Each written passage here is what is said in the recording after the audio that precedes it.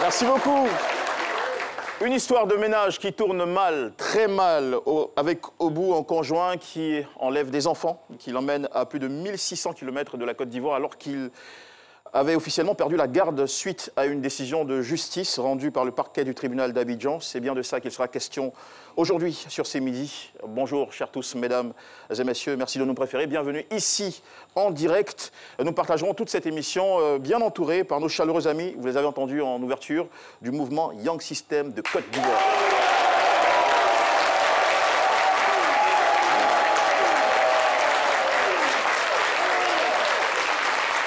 Et j'ai envie de vous faire un petit cadeau, chers amis du mouvement Young System. On écoute ça, c'est un extrait.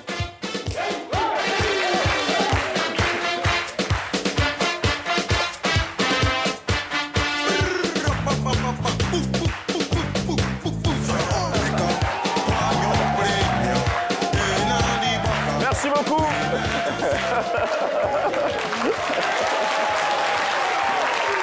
C'était la petite ambiance pour attaquer ce mardi. Bonjour Flora. Bonjour Jean-Michel. Bonjour Alicia. Bonjour Jean-Michel. Et bonjour Carole. Bonjour. D'accord. Qu'est-ce qu'on a au menu pour ce midi? Aujourd'hui, c'est un mardi très spécial parce que c'est le dernier mardi de cette 8e saison de C'est Midi. C'est toujours bon de le préciser, ça fait du bien. Voilà, donc du coup, ce sera le dernier piège de la saison. Et pour couronner toute cette belle série, j'ai choisi un homme du milieu culturel. Vous allez découvrir tout à l'heure de qui il s'agit. D'accord. Alicia, vous nous emmenez dans un univers qui apparaît très décoratif.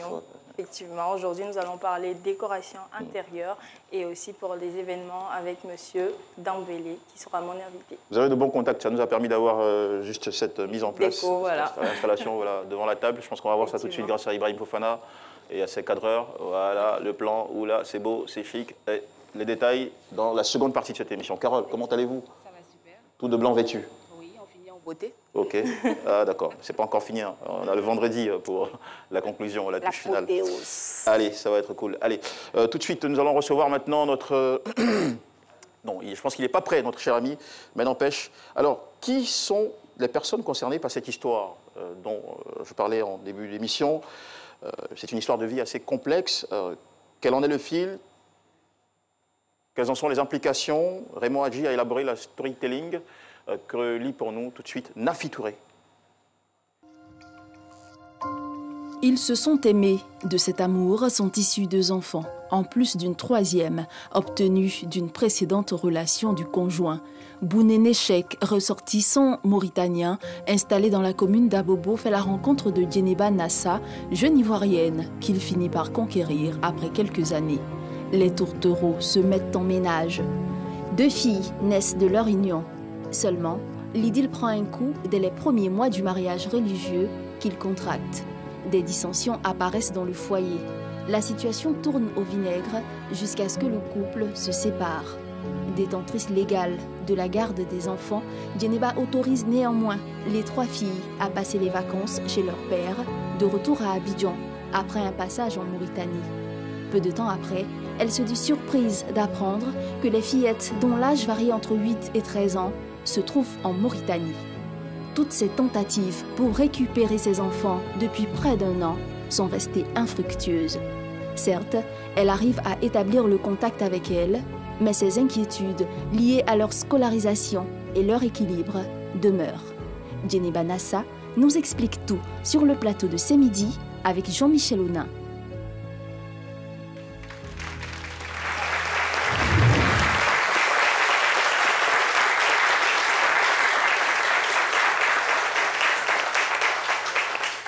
Madame Djeneba Nassa, bonjour.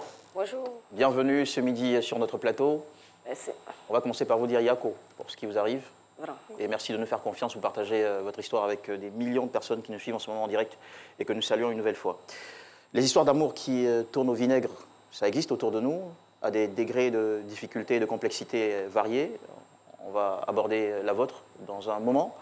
Mais avant, nous avons souhaité que les Ivoiriens réagissent à une question liée à ce que vous avez vécu. Oui, tout à fait. Donc, on est parti d'une affirmation qui dit que les histoires d'amour finissent mal en général. Donc, on a demandé à la population ce qu'elle en pensait. Et il y a une petite déclaration dedans. Suivez attentivement. Carole Kwasi, Publiscope.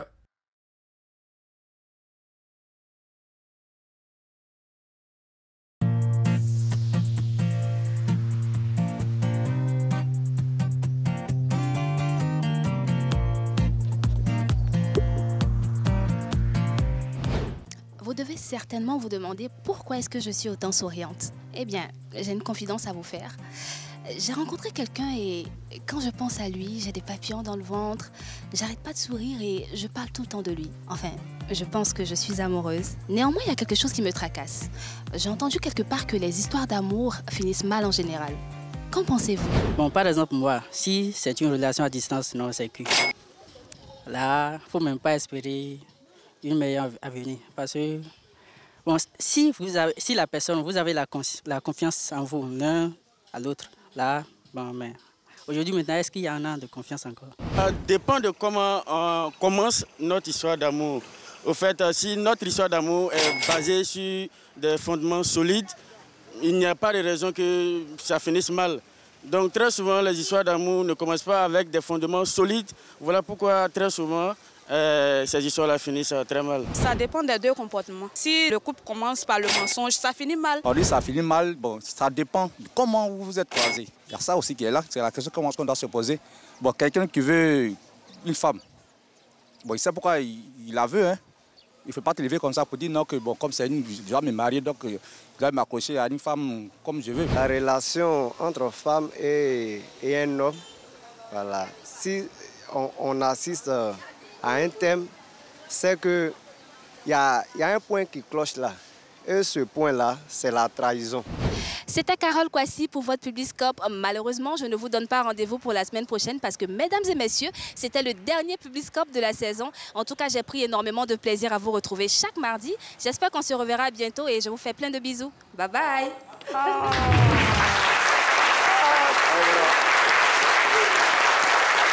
Qu'est-ce qu'il y avait dans la coupe? C'était de l'eau? Non, c'était du vin blanc que j'aime bien. D'accord.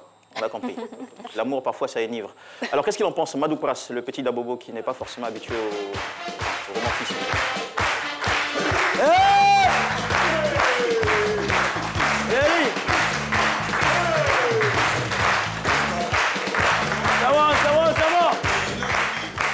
Moi, je ne suis pas d'accord, mon vieux. Ça va là. Moi, je ne suis pas dans faire là, moins.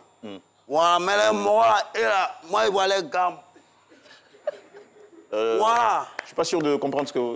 Moi, je vois les gammes, les mots, Jésus, les système. Ah, si elle a touché un peu, ça là, c'est bébé. Ça là, c'est bébé. Moi, je dis ça, lui là, ça là, c'est bébé. T'as dit quoi? T'as dit quoi?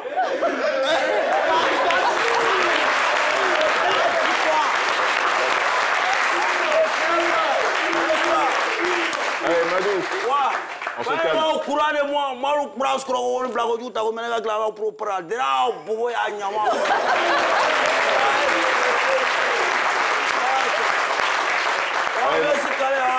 Madou, un peu de tendresse, là. Ça fait du bien. Qu'est-ce que c'est? Yeah, mon vieux. Attends, tu vas venir à Nyalon.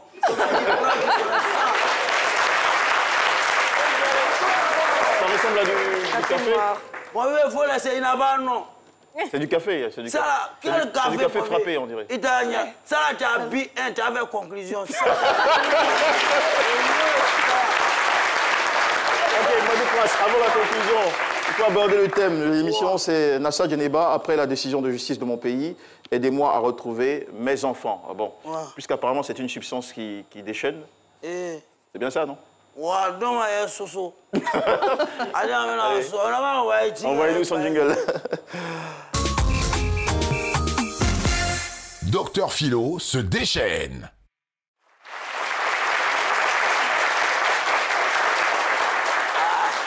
Ma belle, tu veux ouvrir? C'est déjà maintenant, on dirait. Ah, c'est gâté, elle a envie. Elle a perdu tout ce qu'elle veut. Mais attends, quand elle a ça là, il a écouté ce qu'elle a. C'est nul au-dessus de la loi. Comment quelqu'un peut prendre son enfant puis ça va? Ah, mon là. Moi là, hein, mon vieux. Un chien, moi, je vis dans la vie. Nous, on a quelque chose. Madame, ton enfant sorti, on dit, c'est moi qui dis ça. Moi, nous place. Parfois, ça vous a dit pour voir Nyama.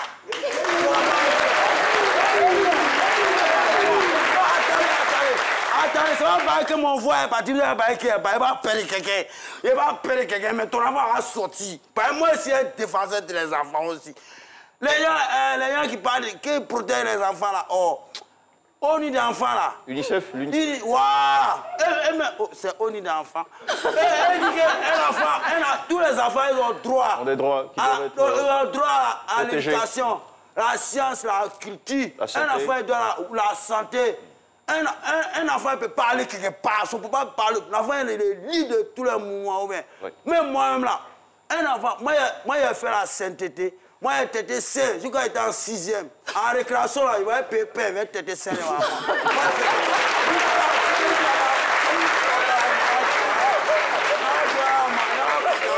Maman m'a dit, si ça a cadé mané, on pense au rôle. Il faut lui demander, il va te dire ça. Ton enfant, il faut que ça sonne. Ni l'heure de décider. Quand la loi dit qu'il faut que ce soit respecté. Effectivement. Ça veut ça met les enfants, les microbes au Sahel, non. On est les enfants en conflit avec la loi. Pour les respecter un peu, parce que c'est les enfants. Merci beaucoup, Madou.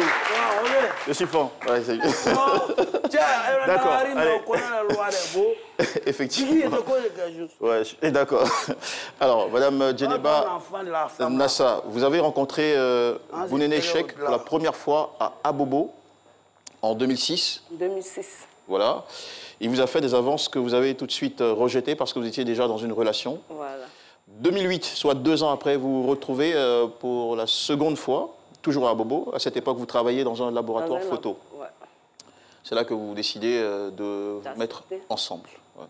Vous avez vécu ensemble 6 ans. 6 ans. 6 années pendant lesquelles c'était carrément la désillusion. Il a dévoilé son visage d'homme violent, abusif, vous nous avez raconté. En 2013, vous découvrez qu'il avait une fille avec une autre habitante d'Abobo, elle aussi, qui est avec nous d'ailleurs et qui est désormais mariée, voilà, donc épanouie aussi. Nous avons le temps de changer avec elle. 2014, votre conjoint Cheikh quitte la Côte d'Ivoire, Cheikh Bounene, sans prévenir, et il s'éclipse en Libye durant 4 ans avant de revenir.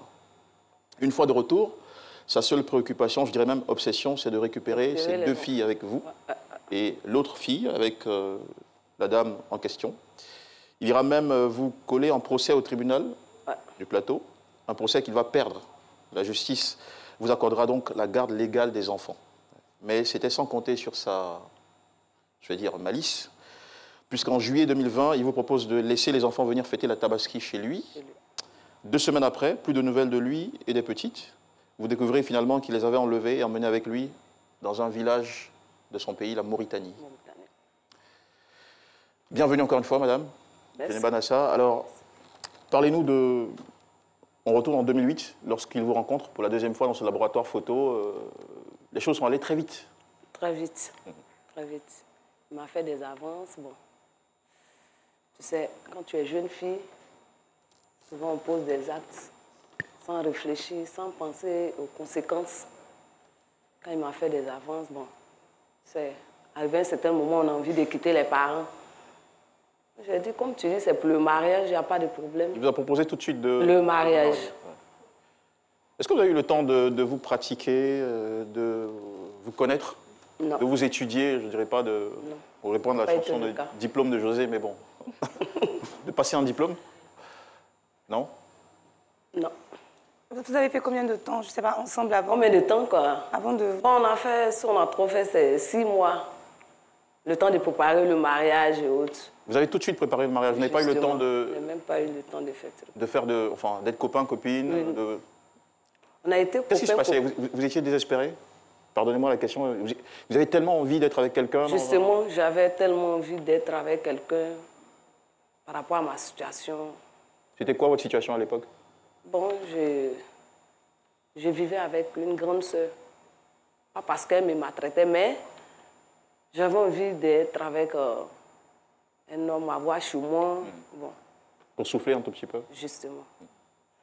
Donc, quand il m'a proposé le mariage, j'ai voulu aller avec lui.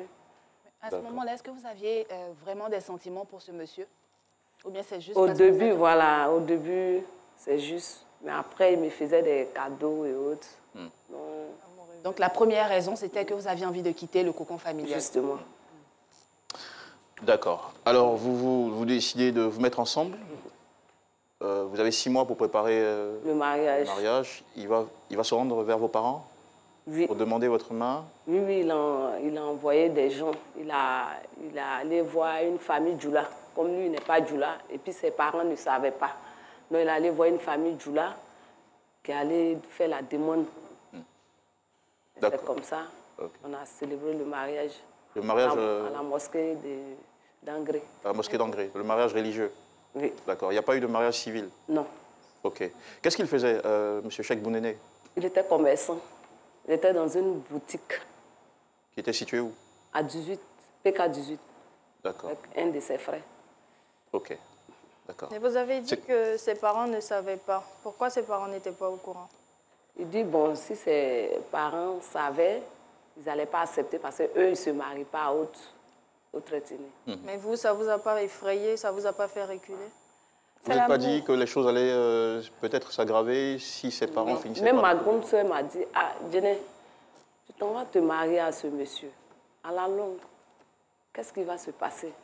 Est-ce que tu iras en Mauritanie? Je lui ai répondu, mais est-ce que je t'ai dit que je partais en Mauritanie? Je vais juste me marier.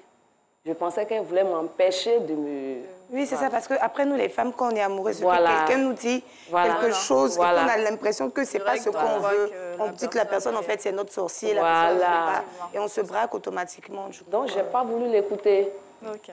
Donc, quand je suis partie, un mois après, j'ai...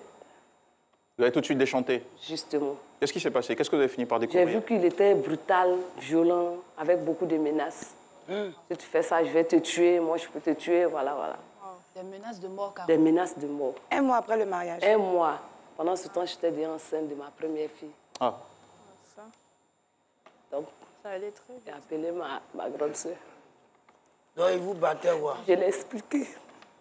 Soyez forte. Soyez forte. Ah, c'est bien. Elle m'a dit de revenir en famille. Qu'elle a fait asseoir son mari, il l'a expliqué de revenir. Donc j'ai vu que j'avais un petit magasin, que je faisais le commerce dedans. J'ai dit, bon, pourquoi ne pas rester faire mon commerce? Je vais me retourner en famille. Comme moi-même, j'arrivais déjà à payer la maison coûtait 30 000.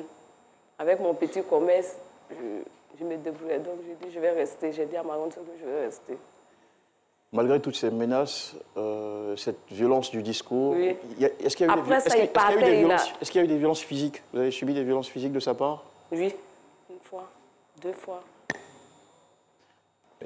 Et malgré tout ça, vous avez tout de même je suis tenu à rester? Ouais. Pourquoi? Parce que je ne voulais pas me promener, aller par-ci, par-là. Donc je dis, pourquoi ne pas rester et puis faire mon commerce et puis voir ce que je peux réaliser. Et puis prendre mon enfant en charge. C'était pas plutôt le poids de la honte? Le fait d'être parti sans avoir écouté?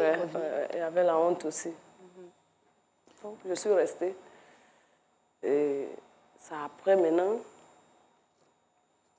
il y a eu, comment on appelle, il a eu à faire des trucs avec les Libanais. Quel truc? Il a escroqué les Libanais et autres. Donc, il devait une grosse somme. Donc, il était obligé de quitter le pays. Et moi, je suis restée. Comme je savais que je pouvais payer la maison avec le petit truc que je faisais, je suis restée. Je suis restée. Avant ça, même ma première fille, la deuxième fille, j'avais une tante qui était là, qui est en France aujourd'hui. Vous avez eu 2 enfants entre-temps? Oui, on a eu 2 enfants. Et la situation à la maison ne s'améliorait pas? L'atmosphère était toujours... Même la deuxième, c'est une tata qui est venue intervenir. Qui a dit, ah, comme il a demandé pardon, il dit, il va changer. Vas-y, rester avec lui. Donc vous avez demandé une médiation d'une tante à vous, c'est ça? Oui. Pour arranger les choses? Oui, non, c'est lui qui allait vers la tante. D'accord. Voilà, puisque moi, je ne cédais plus. Il partait, il nous laissait dans la maison. Bon, moi, je me suis dit, ce n'est plus mon mari. Moi, je suis là juste pour mon petit commerce que je fais. Lui, il est tout en partie. Il va... Parti où? Il partait dans un village qu'on appelle Binao. Pour y faire quoi? Il faisait le commerce là-bas aussi. D'accord. Il tenait une boutique là-bas aussi? Voilà. Donc, moi, j'étais restée.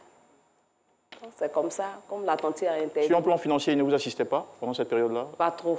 Souvent, quand il vient, vous connaissez les Mauritaniens, il vient avec souvent un carton de biscuits, un carton de macaroni. Pour lui, c'est fini, hein, voilà. Et puis, alors que vous aviez des besoins plus importants que ça. Voilà. Du coup, vous étiez obligé de vous débrouiller par vos propres petites affaires pour faire face à toutes ces dépenses. Non, c'est comme ça. Et lorsque la tante elle intervient pour calmer les choses, est-ce qu'il y a une amélioration? Non. J'ai vu que... Donc, la même tante, même une fois, a dit, bon, que le monsieur, une fois au téléphone, j'ai essayé d'intervenir entre vous. Il m'a dit qu'il va te tuer. Donc, elle est venue à la maison et puis elle a fait descendre mes bagages. Elle dit, Jenny, il faut quitter la maison. Parce que du jour au lendemain, ce monsieur, il peut te tuer. Hein. Il peut te tuer. Et moi, je lui ai dit, je savais, il m'avait dit. Les gens vont dire quoi? Que je n'ai pas été gentille. Donc, et alors, vous l'avez suivi ou pas? Bon, je l'ai suivi, mais après, comme il n'était plus là, quand moi je laisse la maison, il laisse la maison. Donc, je dis, bon, comme il n'est pas là, je vais venir, je vais rester dans la maison avec les 2 enfants, puis payer, me débrouiller. Donc, c'est comme ça que je suis restée.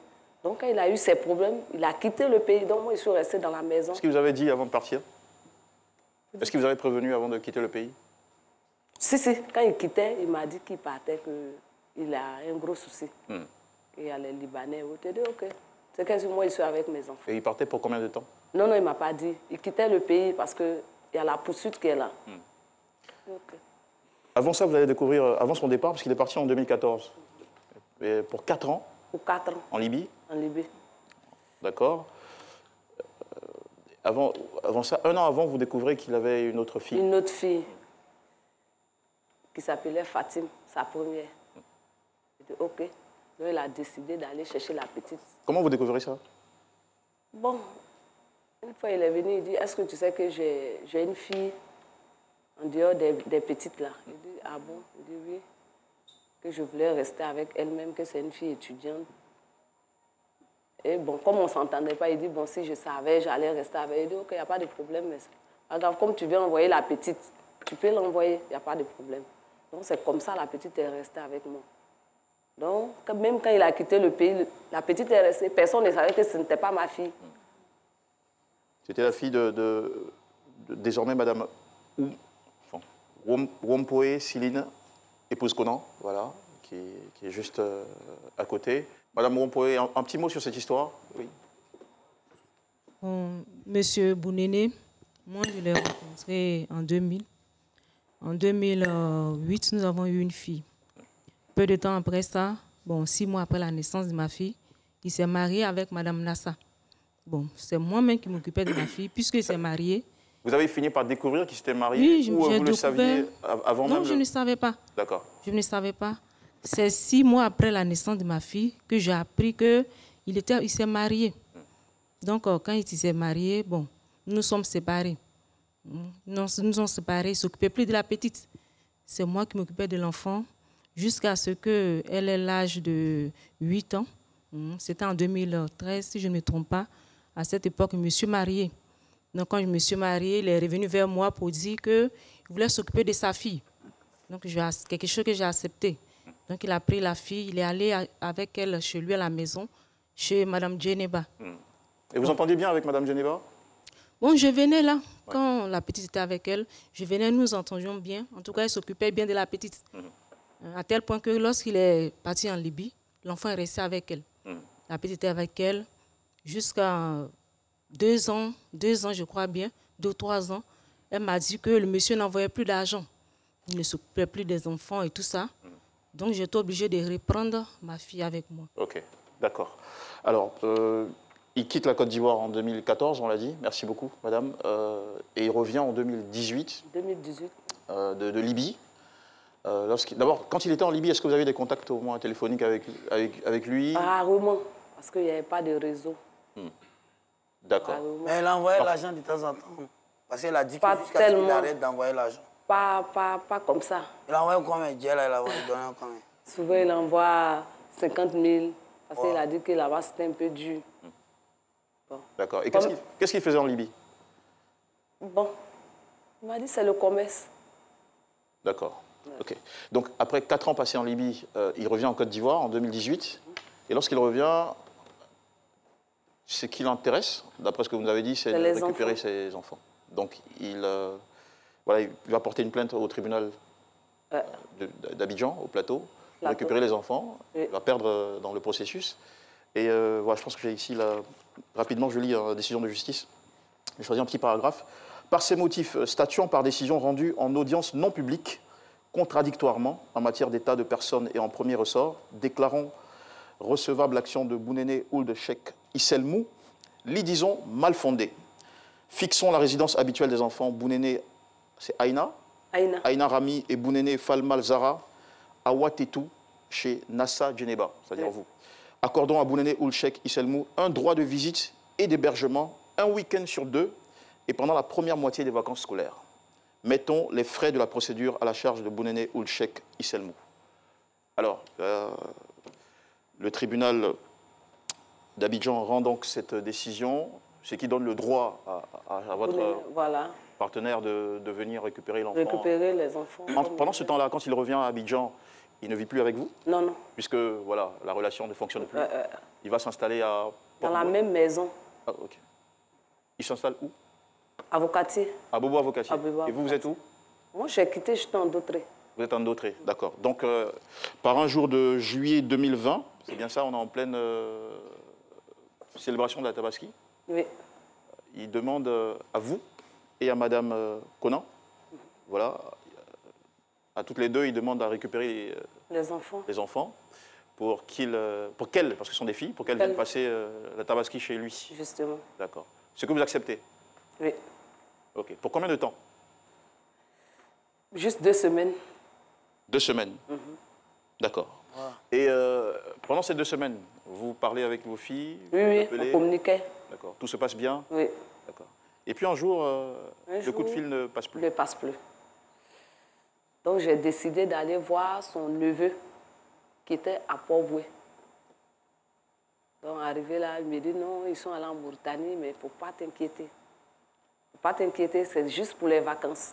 Il est parti en Mauritanie avec les filles, voilà. Sans vous prévenir? Sans me prévenir. Maintenant, c'est le neveu qui me prévient. Qui vous informe? Voilà, qui m'informe, me disant que non, les enfants sont allés en Mauritanie. Mais il ne faudrait pas que je m'inquiète, qu'ils vont revenir à la rentrée. Je dis, ok, il n'y a pas de problème. Comme tu dis, à la rentrée, j'attends.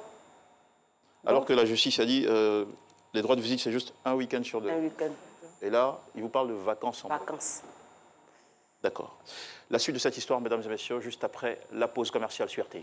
Merci de rejoindre pour la deuxième partie de cette émission. C'est en direction RTI1. Nous sommes toujours en compagnie de Madame Djeneba Nassa, dont les 2 filles, pas seulement elle, mais aussi Madame Conan. Voilà.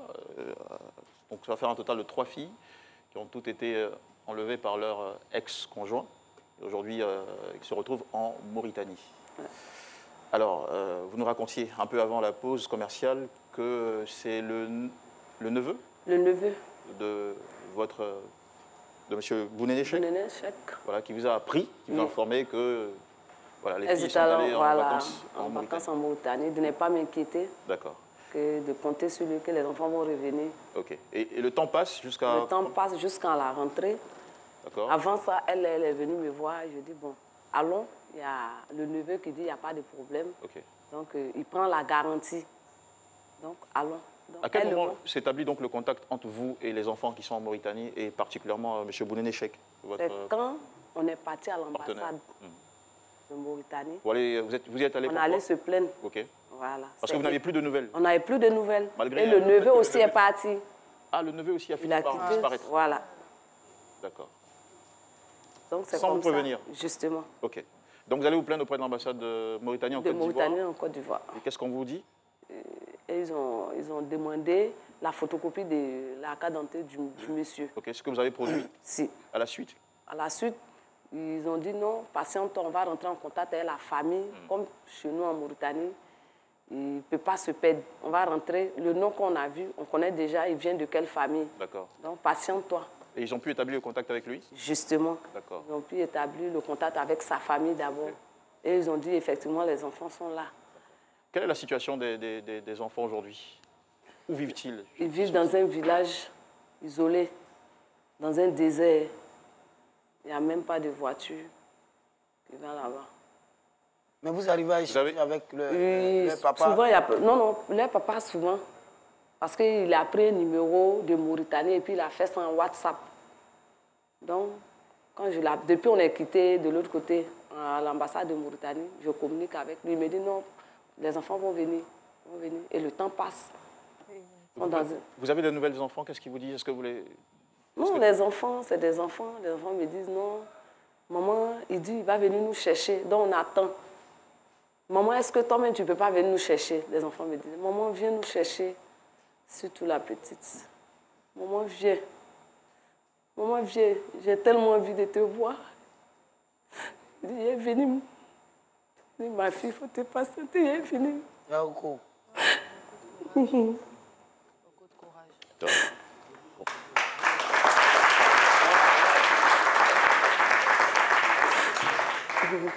On prenait ces applaudissements comme simplement du courage qu'on essaie de vous envoyer, sinon il n'y a pas matière à. Nous allons tout de suite vous proposer, mesdames et messieurs, une intervention vidéo de M. Ebeti Mohamed Lamine, qui est conseiller chargé de la communication et des affaires culturelles de l'ambassade de la Mauritanie en Côte d'Ivoire. Je confirme à madame et à tous les Ivoiriens et les Ivoiriennes que l'ambassade ici est à leur disposition pour tout problème qui se pose concernant n'importe quel problème qui se pose entre les deux territoires. Nous sommes là pour ça. Nous sommes prêts à appeler, une fois qu'elle veut partir là-bas, appeler si elle a besoin d'une assistance sécuritaire au niveau où elle suit son dossier. Mais le dossier, c'est un dossier qui est facile à traiter. Elle va aller voir les services des conflits familiaux. Elle va avoir la justice sur place au niveau de la région. Et la question va être traitée. Il suffit qu'elle suit ça au niveau, à la base. Les sujets vont être traités facilement. Il y a la voie administrative, mais il y a la voie sociale encore. Parce que dans les villages à l'intérieur, chez nous comme chez vous ici, les chefs de village, la famille peut intervenir contre la volonté de la personne quand il refuse d'obéir à la loi. Ça sera facile. Et même en matière de distance, la route entre ici et la région de Nema où les enfants habitent, c'est une route sécurisée et tout proche. Presque Nema, là où se trouvent les enfants, est presque au milieu entre Abidjan et Nouakchott. Tu vois, elle peut passer par la voie de Bamako, elle rentre directement par une voie facile. Elle peut accéder à ses enfants. Et nous sommes à notre niveau encore, nous sommes prêts à continuer à jouer les médiateurs par téléphone entre elle et la famille. D'accord. Alors, le conseiller disait que je pense qu'on va garder cette notion de médiation, rester toujours dans le rôle de la médiation. Est-ce que ce sont des propos qui vous rassurent, madame? Apparemment, je pense que la condition, si on a bien compris, posée, c'est que vous vous rendiez en Mauritanie. Je crois que l'ambassade de Mauritanie s'engage à vous apporter une assistance sécuritaire pour aller récupérer vos enfants. Je ne sais pas. Est-ce que vous êtes rassuré? Vous avez espoir en écoutant, après avoir écouté M. Ebeti Mohamed Lamine? Ça me rassure par rapport à vous, par rapport à ce midi, par rapport aux autorités ivoiriennes. Ça me rassure. Aujourd'hui, je vous regarde, je regarde les autorités ivoiriennes. Comment est-ce que en réalité, vous voulez que les autorités ivoiriennes interviennent dans cette affaire? Voilà. Vous avez fait déjà quelques démarches en local, hein. Vous avez approché la justice? Oui. On vous a référé à la brigade de recherche? Oui. Rapidement, qu'est-ce qui vous a été dit par la brigade de recherche de Côte d'Ivoire? Bon, ils m'ont dit, comme le monsieur en Côte d'Ivoire, ils vont essayer de le traquer, comment on appelle? Son numéro de téléphone? Son numéro de téléphone et puis les frontières, n'est pas qu'il sorte. Le père des filles, oui. Actuellement, il est à Abidjan. Il n'est pas à Abidjan, mais il est en Côte d'Ivoire. Actuellement, il est en Côte d'Ivoire. Il a laissé les petites au Mauritanie. Voilà. D'accord. Mais lorsque vous avez commencé les démarches, il n'était pas en Côte d'Ivoire, il était encore de l'autre côté. Non, voilà, il était encore de l'autre côté. D'accord. Et selon les dernières informations, on vous a fait entendre qu'il serait en Côte d'Ivoire. Oui, même les enfants ont dit ça. Ce sont les enfants qui vous ont dit qu'il est revenu en Côte d'Ivoire. Il est revenu en Côte d'Ivoire. D'accord. Mais vous êtes toujours en contact avec lui via WhatsApp? Oui. Et pourquoi est-ce que la brigade de recherche n'arrive pas, bien que vous ayez son numéro WhatsApp, Parce qu'il a un numéro WhatsApp. Ils disent que c'est difficile de traquer à partir du numéro WhatsApp. faut un numéro régulier. Ouais. D'accord. OK. Alors, c'est bien compris. Nous allons tenter, pendant que nous y sommes, au niveau de la régie, on a lancé l'appel, l'appel WhatsApp, puisque vous nous avez fourni le numéro de M. Cheikh Bounéné. Alors, on va essayer de l'avoir en ligne. Est-ce que lorsque vous l'appelez, il répond tout de même? Pas à tout moment. Pas à tout moment. D'accord. Et qu'est-ce qu'il vous a dit depuis lors? Il m'a dit que les enfants vont Parce que l'ambassade vous a remis en relation. Oui, il m'a dit que les enfants vont revenir, que lui-même il va aller. Est-ce qu'il vous a donné une date? Non, il ne m'a pas donné une date. Il ne vous donne jamais de date? Non, il ne me donne pas de date. Mais il me dit que les enfants vont revenir. Pas plus tard que 2 semaines, il m'a même dit qu'il partait, que lui, il va aller chercher les enfants. Il vous a fait cette promesse-là plusieurs fois? Plusieurs fois. Mais jamais vous ne voyez vos enfants, finalement? Est-ce qu'elles vont à l'école en Mauritanie? Non, non. Non? Non. Elles sont livrées à elles-mêmes? Elles sont livrées à elles-mêmes. Au téléphone, comment vous sentez? Vous êtes une mère, quand vous entendez vos enfants au téléphone? Je pleure. Quand je pleure, les enfants là pleurent. Elles jettent le téléphone là. Je dis, maman, il ne faut pas pleurer. On va venir.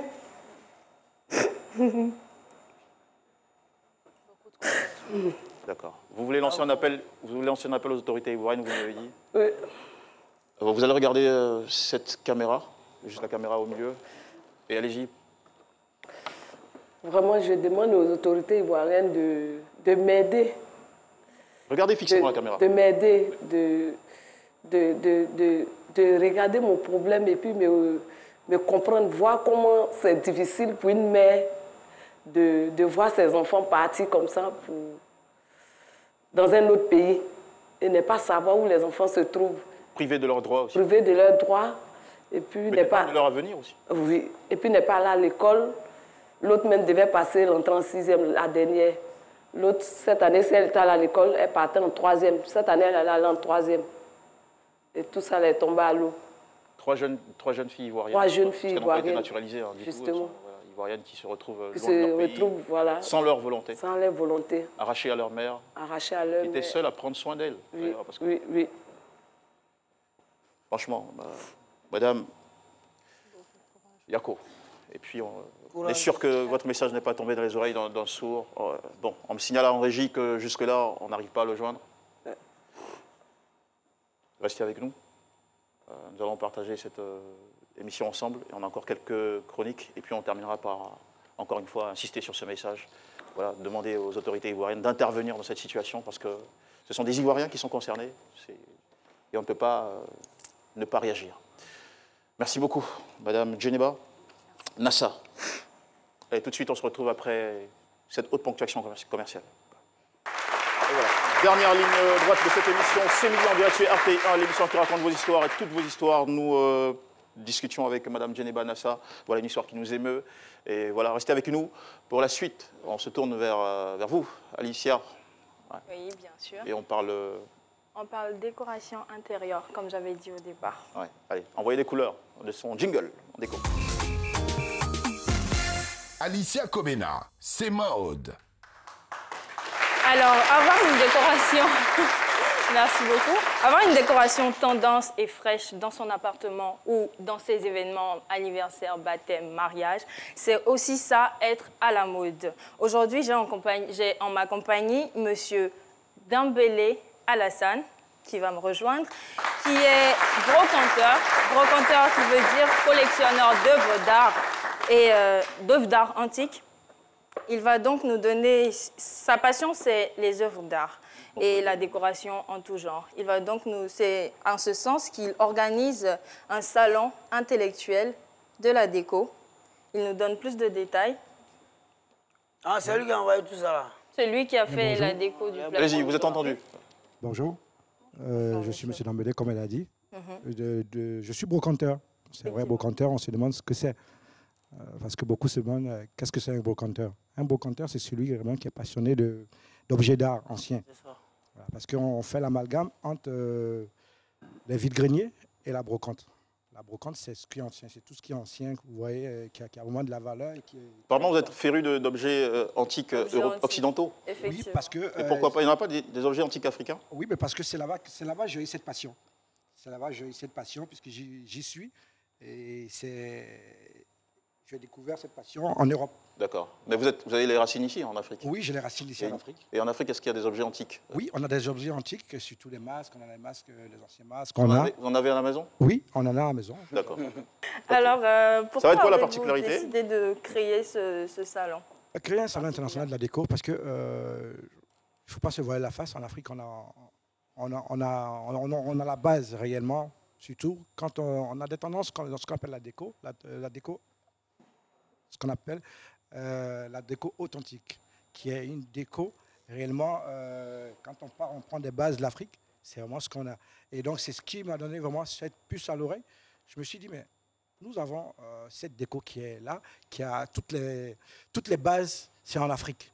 Surtout, pourquoi ne pas faire un salon? Parce que j'ai regardé, il n'y a pas de salon. Même en Afrique de l'Ouest, on n'a pas de salon de la déco. Ouais. Pourtant, on a de grosses maisons ici qui ont des valeurs de 400 millions, 300 millions, mais quand vous entrez, c'est plat. Or, la déco, c'est l'embellissement d'un espace bâti. Donc, la mise en valeur. Donc, pourquoi ne pas mettre en valeur réellement ce que nous avons? Et comment vous comptez mettre la déco en valeur de façon pratique à travers votre salon? Quelques lignes. D'accord. Nous allons rassembler un maximum de personnes. Des home stagers, des paysagistes, des brocanteurs, des écoles de formation. Gardez votre micro. Des écoles de formation, surtout parce que nous avons beaucoup qui sont passionnés de décoration, mais qui sont dans l'informel. D'accord. Et nous voulons donner un peu la chance à ceux-là d'être dans le formel. Ça va être quoi l'activité de ce salon? L'activité de ce salon, ça va être réellement, on aura des formations, des panels, avec aussi le soir, on aura des conférences le matin et le soir des formations. Merci beaucoup. Alors, les dates, pour finir? Alors, la date, c'est du 30 juin au 3 juillet 2021. Le lieu? Ça se passera sur le terrain Félix Houphouët-Boigny de l'université. De l'université, d'accord. Et les heures? Les heures, nous commençons de 8h30 jusqu'à 19h30. Merci beaucoup pour cette initiative, monsieur. Bien, et merci. Très bon retour. Merci. D'accord. Direct avec vous, Flora. Oui. Pour la suite. Très bien. Allez-y. Donc, comme je vous l'avais dit, moi, je termine également ma série de pièges. D'accord. On sera avec... Je lance, hein. Bon, d'accord. Envoyez son jingle. Envoyez mon jingle, s'il vous plaît. Sinon, je et juste après, vous revenez en studio. Flora Dacier, c'est Flora. Voilà. Alors... Ça va? Merci, Ibrahim Fofana. L'adrénaline est remontée. Donc, comme je disais, on termine aujourd'hui avec monsieur Taï Félix Auguste Alain, plus connu sous le nom de Alain Taï. Donc, c'est un dramaturge, metteur en scène, poète, producteur d'artistes, journaliste. Notre victime, franchement, navigue vraiment dans le paysage culturel, on va dire, ivoirien. Comment est-ce qu'il a réagi face à moi? Je vous invite à découvrir ça maintenant.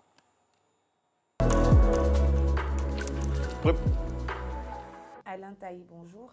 Bonjour Flavie. Dramaturge, metteur en scène, écrivain, danseur. Ça fait combien de temps déjà la dansez-vous? Non, non, pas danseur. Pas danseur. Poète? Non, danseur. Conteur. Parce que j'ai cru vous voir dans un groupe à l'époque, les Oiseaux du Monde. Non, non. C'est un ancien groupe où il y avait plein de... Non, non, non. Ah, vous êtes sûr? Non, non, pas moi. Et vous n'avez jamais dansé? Ah si, j'ai dansé. Ben voilà, c'est ce que je dis. J'ai dansé, mais bon, c'était de la danse amateur, c'était... Ah, c'était pas pro? C'était pas pro, c'était juste pour... Donc, autant pour moi. Vous êtes, comme je le disais, un artiste aux 1000 facettes, parce qu'en plus d'être journaliste, animateur, chargé de communication, il paraît que vous êtes aussi un excellent acteur et que vous avez même joué dans Classe A. Vous aviez quel rôle dans Classe A? Non, j'ai plutôt joué dans l'équipe. Vous n'étiez pas parmi les acteurs de Classe A? Non, non, j'étais dans l'équipe de Jean-Noël Bas. Je peux vous faire une confidence? J'ai mon copain qui vient de me quitter. Non. Si. Oula. Du coup, et ça vous perturbe un peu? Voilà, ça me perturbe un peu. Ah ben désolé. C'est que je crois que je me suis embrouillée dans les questions. Et tout. Désolé, désolé. Je vais me reprendre. Ben voilà, tous mes encouragements. C'est des étapes dans la vie. Hein? Et puis... Entre lui et moi, tout allait bien. Oui. Mais il comment vient, on peut quitter une si belle femme? Il m'envoie un message et me dit non, c'est fini. Comment on peut quitter une aussi belle femme? C'est incroyable. Est-ce que vous ne pouvez pas l'appeler pour le rendre jaloux un peu? Lui dire que vous êtes mon nouveau chéri, tout ça. Et que pour moi, je suis passée à autre chose. Je veux bien. Mais vous prenez de sérieux risques. Avant, vous n'aviez pas de cheveux? Blancs? Pas du tout. De cheveux blancs? Même pas de cheveux tout courts. Je les coupais très courts. Il y a Oui. des gens qui disent que vous êtes chauve. Chauve, moi? Non. Non, non. Vous n'avez jamais été chauve. Je suis pas chauve de la tête. Pas chauve de la tête. Vous pouvez me faire un petit transfert d'unité pour que j'appelle mon chéri. Dès que j'ai mon portable. Je peux demander qu'on vous l'apporte? Mhm. Vous allez me faire ces unités. Oui, volontiers. D'accord? Pour combien? Mais je ne sais pas combien de temps vous voulez parler. Je ne sais pas, 2 heures. Donc je vous donne un secret, c'est le mix. La formule mix, là vous pouvez parler même une semaine sans problème. Hein. D'accord, donc là vous allez souscrire pour moi. Voilà. Pour que je me réconcilie avec lui. Tout à fait. Je souhaite que vous soyez en paix, que vous soyez toujours joyeuse et que vous donniez le meilleur de vous-même. Merci beaucoup. Merci et bravo Flora. Et pour finir cette émission, une petite information. Trentenaire du groupe Young System du 23 au 25 juillet à Abidjan. Ça va se passer à Yopougon, place CP1. Le Young System, c'est le mouvement de jeunesse créé par maître Jules Arthur Bado. Donc à l'origine, ce sont des pratiquants d'arts martiaux. Tous avec nous aujourd'hui. En commission de conseiller et orienter des jeunes de la rue. Ils le font depuis 1990. Donc ratez pas Yopougon, place CP1, pour le 30e anniversaire, je rappelle, du 23 au 25 juillet. Et pour terminer cette émission, Madame Djeneba Nassa, votre histoire nous a tous émus. Nous avons tout de suite, bon, à moins d'avoir pu joindre M. Bounéné, nous avons la photo, voilà, de ce monsieur qui a enlevé vos filles. Trois petites filles ivoiriennes qui sont enlevées et qui se retrouvent aujourd'hui en Mauritanie. Selon les dernières informations, ils seraient encore en Côte d'Ivoire, pas à Abidjan, mais quelque part en Côte d'Ivoire.